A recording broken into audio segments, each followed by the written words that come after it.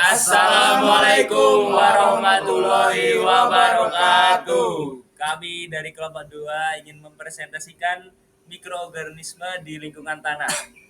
Di sini kami akan membacakan struktur anggota kami. Yang pertama, Perkenalkan saya Muhammad Arya Guna. Perkenalkan saya Fajar Wisnu Jayadi. perkenalkan saya Septian Fajar. Perkenalkan, nama saya Tessa Bernolia. Perkenalkan nama saya Iqmal Afrilia Patintingan. Oke, Fajar masuk.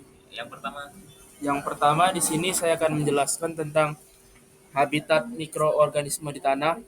Yang pertama itu ada di permukaan tanah yang lembab karena banyaknya bahan organik dan terkena cahaya sebagian. Kemudian yang kedua itu zona perakaran atau rhizosfer yang dimana terdapat banyak nutrisi dari akar.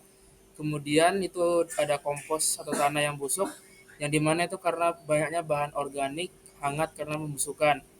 Kemudian yang keempat itu ada tanah jenuh air atau anaerob yang tidak ada oksigen dan lingkup yang basah. Kemudian tanah ekstrim, panas atau asam atau asin, suhu atau pH. Selanjutnya akan dijelaskan oleh teman saya. Oke, selanjutnya itu ada peran mikroorganisme secara general. Untuk yang pertama itu sebagai dekomposisi bahan organik, yaitu mikroorganisme memecah bahan organik menjadi bentuk yang lebih sederhana. Yang kedua itu ada siklus biogeokimia. Yang pertama ada siklus nitrogen, bakteri membantu fiksasi, nitrifikasi, dan denitrifikasi nitrogen. Yang kedua itu ada siklus karbon, itu jamur dan bakteri mengubah bahan organik menjadi CO2.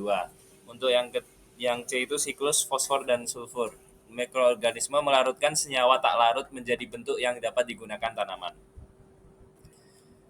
Untuk yang ketiga itu meningkatkan kesuburan tanah. Mikroorganisme memperbaiki struktur tanah, meningkatkan referensi air, dan memfasilitasi pertukaran hara tanah, membuat tanah lebih subur dan mendukung pertumbuhan tanaman. Untuk yang keempat, melindungi tanaman dari patogen. Mikroorganisme yang bersifat antagonis terhadap mikroba patogen sehingga melindungi akar tanaman dari penyakit. Yang terakhir itu mikroorganisme menguraikan atau menetralkan polutan seperti pestisida dan logam berat. Ini menjadikan mereka peran penting dalam bioremediasi tanah tercemar. Oke.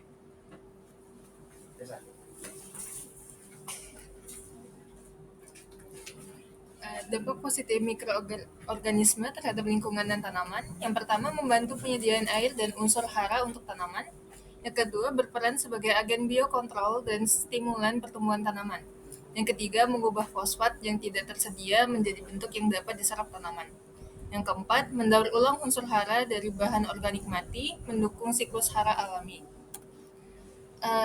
Dampak negatif mikroorganisme terhadap tanaman itu yang pertama, ada mikroba dapat bersaing dengan tanaman dalam menyerap nutrisi. Yang kedua, akumulasi patogen tanah seiring waktu bisa menurunkan performa tanaman.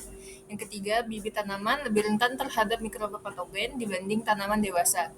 Yang terakhir, namun efek negatif ini bisa bersifat sementara karena yang pertama, tanaman menyesuaikan dan mengubah komunitas mikroba tanah. Yang kedua, perubahan komposisi mikroba dapat mengurangi risiko patogen. Ya, selanjutnya itu ada proses fisik. Proses fisik ini merupakan proses yang mengubah struktur dan tekstur tanah terhadap mengubah komposisi kimianya. Yang pertama itu ada pelapukan fisik atau mekanik. Pemecahan batuan menjadi partikel kecil akibat suhu, es, angin, air, dan tekanan akar tanaman. Yang kedua itu ada pergerakan air. Itu ada infiltrasi, perkolasi, dan runoff. Yang ketiga ada erosi tanah. Erosi tanah ini pengangkutan partikel tanah oleh angin, air, atau aktivitas manusia. Erosi dapat menyebabkan degradasi lahan. Selanjutnya ada proses kimianya. Nah, proses kimia ini yang melibatkan reaksi kimia yang mengubah komposisi tanah. Di sini ada 4, yaitu pelapukan kimia. Yang kedua itu ada reaksi antar mineral tanah dan air, oksigen atau asam organik seperti hidrasi, hidrolisis, dan oksidasi. Yang ketiga itu pertukaran kation. pertukaran kation ini kemampuan tanah untuk menukar ion antar partikel tanah dan larutan tanah. Penting untuk ketersediaan unsur hara bagi tanaman.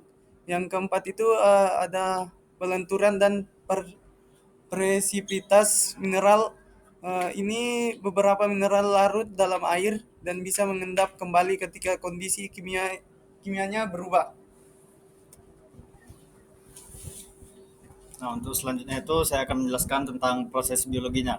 Nah, jadi apa aja sih proses yang melibatkan organisme hidup di dalam tanah? Yang pertama itu ada aktivitas mikroorganisme seperti bakteri, jamur, dan mikrofauna. Itu menguraikan bahan organik menjadi unsur hara melalui proses dekomposisi. Lalu ada pembentukan humus, itu hasil akhir dari dekomposisi bahan organik menjadi zat stabil yang meningkatkan kesuburan tanah, bioturbasi. Lalu ada bioturbasi, yaitu pengadukan tanah oleh mikroorganisme seperti cacing tanah, semut, dan rayap yang memperbaiki areasi dan struktur tanah. Nah, lalu ada contoh lokasinya. Yang pertama itu seperti di kebun sayur di Lembang, di Bandung. Lalu ada ladang kacang tanah di Tuban, lalu TPA Bantar Gebang, lalu sawah tergenang di Klaten, lalu kawah Gunung Ijen, dan rawa di Indramayu. Untuk hasil dari sitasinya, kami mendapatkan beberapa sitasi, mungkin bisa dilihat. Oke. Sekian pemaparan dari kelompok kami, kurang lebihnya mohon maaf.